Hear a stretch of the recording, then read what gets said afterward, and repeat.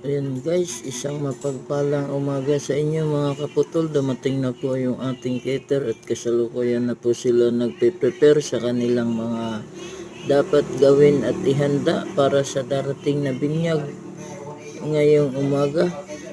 Ayan, isang mapagpalang umaga po sa inyong lahat. Ayan, nagpre-prepare na po sila ng kanilang mga decoration sa darating na binyag bukas ng umaga. Bayaran mo ng 100 muna. Ayan, tapos ito yung mga gamit nila sa cater para bukas ng umaga po ay ready.